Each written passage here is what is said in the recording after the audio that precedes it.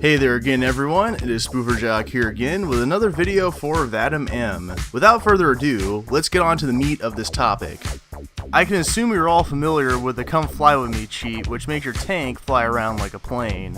What you may not know is that the developers actually considered adding another similar cheat. This cheat would enable helicopter physics for your car. That's right, the car would fly like the helicopter. Unfortunately, the cheat code was never completely finished in the end. The only way to enable it now is to use hex editing and trigger it in the game memory, because there is no cheat code combination available for it. If you somehow enable the cheat, nothing will change apart from one tiny thing. The reverse gear becomes broken, but at the same time it enables visible rotor blades. As long as you press the reverse gear, it will enable broken helicopter physics. Despite the fact that they are broken, it was fun messing around with them. I could kill pedestrians with the rotor blades, sneaking behind them and enabling them. If I hit an obstacle by driving back, the car would spin around and lose all control. Sometimes it would even bounce off a wall. These physics are kind of interesting to experiment with. By driving off the building, it perfectly lands on the ground and precisely on 4 wheels. The main problem here is that all these cars won't ever go up into the skies. They will all eventually hit the ground anyways. Interesting thing is, all cars behave differently. The best result I got was by using this bus, which actually flew above the ground, glitching all the way around. Damn, I had so much fun with that, just look at this. If I say so myself, it would be an interesting cheat to mess around with if it ever was completed. Special thanks to Silent and Nick007 for helping me activate this cheat. By looking through the game files, you can find this interesting pickup featuring headphones. Its external name is Pickup Music, suggesting that it was somehow involved with the music. By using a little bit of magic, we can make it spawn. Unfortunately, the story behind this pickup is a complete mystery, as there is no code, or at least anything which would suggest how this pickup was going to work. Try to guess what it could do by expressing your opinion in the comment section below. According to the interior files, Ken Rosenberg's office was going to be located south of the Underground Mall near Collar and Cuffs, but it can't be seen without even touching the game files. During cutscenes inside the office, the scenery outside does not match with any scenery around Hotel Harrison, where it was supposed to be. This won't be much of a surprise, but this game has a lot of unused in-game props, which are not used in-game, but they are defined in it. To show you these props, I made 2 polygons on the beach and on the parking lot. Some of these props will be discussed today, while the rest will be left for part 2. Let's start with the beach stuff, because what else can we start off with when the warm and tropical atmosphere of Vice City is involved? The first unused object is this strange pink house, which has an identical name with this yellow lifeguard tower without having a letter B in the model name. The second prop is this cool looking volleyball net, which would definitely be a cool addition to the beach atmosphere. The problem is, it has no collision, meaning you can go through it at any time you want. Such a shame that it wasn't finished nor used in the game. I bet you'll love the next 2 models as they are sandcastles. Oh boy, but in all seriousness, the developers removed the 2 sandcastle props. But wait, there is something interesting about them. If you drive fast enough, you can actually destroy at least one of them. Isn't that cool? Sadly, the second model doesn't have any collision. Why not include them in the game? The next thing is this wooden lounger, which was actually seen in this old screenshot. In the final game, it was replaced with 2 different loungers. And speaking of them, there are actually 3 of them available in the game files. The third one with the towel remains, sadly, unused. You probably wonder why the developers replaced those wooden loungers. Were they lazy enough to not add the missing collision to the original model? Who knows, maybe it was faster to replace these models and that's it. Some of you may already know that Inside Track was going to appear in Vice City, but was postponed until the time that San Andreas was being developed. In the final version of the game, you can still locate its exterior in Vice Point here, near the Loco Paint Spray garage, but you can't get into it as there is no interior or any functionality behind the door. What you didn't know is the fact that the PS2 game files have 2 unused texture containers, which are missing everywhere else for this specific place. By looking at them, we can say for sure that the cut inside track interior in Vice City was basically reused in San Andreas. Just look at the textures, they are the same. The developers didn't even change the Vice City name on this one, although it was never used in San Andreas apart from a rubbish bin. And hey, have you noticed that they changed the VTB abbreviation to OTB? Heck, this change was also featured in Vice City Stories, but the interior was still missing there. But anyways, I strongly believe that the interior was cut from Vice City and with some minor changes appeared in the San Andreas universe. I'm not sure about betting on horses, as there is no evidence or anything suggesting this, but this could be another place for Tommy to steal some extra cash. According to the Brady Games official strategy guide, the old livery for the Top Fun van was heavily inspired by the Top Gun video game available on the Nintendo Entertainment System. Were they afraid that the old logo would cause them troubles? Seems logical. Fun fact is, they totally forgot to change the old logo in the official game manual, where it seems to be the same as in those Brady Games screenshots. Thanks to this oversight, we can make it reappear in the final game by modding the game. And speaking of legal troubles, I guess you are familiar with the Ocean View Hotel, as it is our first hideout in the game lore. Originally, it was supposed to be named Clevelander, as this screenshot would suggest.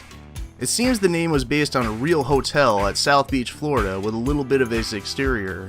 It is a real mystery why the developers wanted to stick with the real name, and after that decided to make up their own name.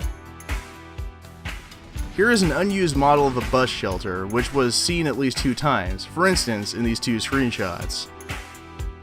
Judging from them, these shelters could be placed in many places around the city, but for some reason, the developers decided to get rid of them. There are 2 problems with this prop. First of all, its texture is too damn compressed that you can barely see what's on this poster. Secondly, you can't ram into this shelter, meaning that you can't have fun destroying this prop with the vehicles in the game. On the bright side, this model was brought back in San Andreas with fully revamped textures. What is most important is that they were made destroyable. The next object is this road separator, which has 3 palms in the middle. Once again, we are lucky because this prop was seen in this screenshot here. As a result, this road separator was located in Washington Beach near the fountain in the middle of the road somewhere here. But as you can see, this area was changed quite a lot, and that's why this object became unused. Here, we have 6 different packs of drugs, and the sad thing is, we know absolutely nothing about them. Were they used in missions? We don't know. More of these props will be reviewed in the future part. I want to say a special thanks to DMZ for finding these unused models. During the story, the player will be able to buy various properties all over the city like Sunshine Autos. According to the game lore, before Tommy decides to buy it, it was going to have a name of BJ Smith's Used Autos, as the official manual and some billboards over the city would suggest. Heck, there is even a funny commercial on the K-Chat radio featuring BJ promoting this place. Hi, I'm BJ Smith, tight end for the Vice City Mamas and proud proprietor of BJ's Used Autos. I noticed there was one thing missing from this great town, a celebrity-endorsed used car shop. That's why I founded BJ's Used Autos. The official website confirms that BJ Smith owns just one car lot, aka Sunshine Autos, with an assumption that he might sell stolen cars. Well, I'm very sad to be selling the dealership to y'all. This is my first investment after I turned pro. Sadly, the developers never implemented this feature to the final game, and his property always has the same name no matter what. What is more sad, this idea wasn't even brought back in Vice City Stories, which is set 2 years before the main event. A thought occurred to me, what if BJ's Used Autos used to be its beta name? Might be, however you can find both names in the official manual. I give up on this one. According to a few facts, Pastor Richards was supposed to have a larger role in the game lore, having more than just a brief appearance on Cortez's yacht. Was he introduced in that party like everyone else whom you will encounter during the main story? Kinda. And the other 2 are Pastor Richards and pseudo-intellectual film director Steve Scott. According to some pre-release material, we can dig out more about this nasty person. Why did I say nasty? Let's find out. 4 months before the game was even released, GameSpot made their small preview of the game, saying that Pastor Richards was one of the other major characters, describing him as a corrupt preacher. So, the small preview indirectly confirms that he was going to give us at least some missions.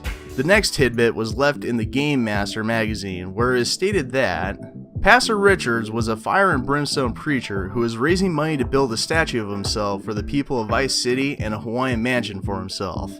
His threat to society has yet to be pinpointed, but he's currently bribing NASA staff to gain rocket technology, hates people who help others, and communists.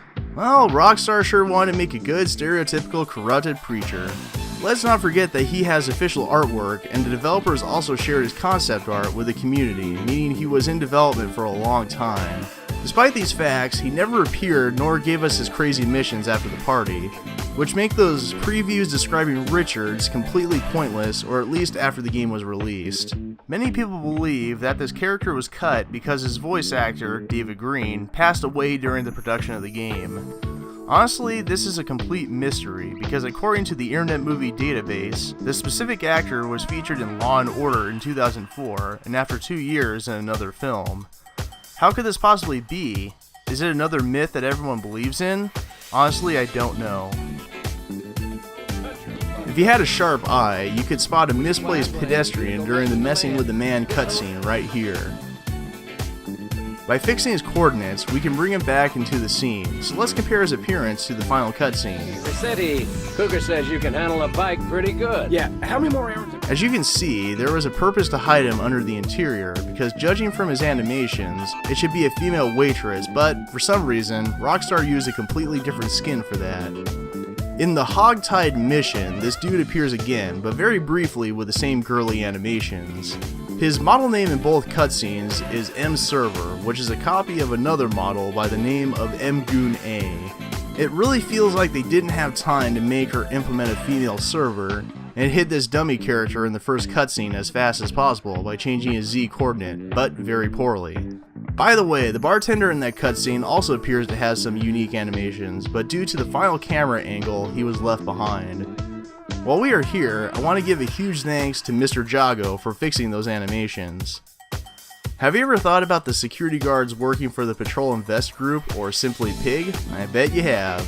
So, did you know that the developers plan to use 2 different pig models throughout the game? You see, the game uses 2 pig models, but they are the same, having no difference whatsoever. If we were to paint their textures, we can see both of them on the streets having different colors. What a shame, this could have added some variety to the game, as the mission scripts use both models too.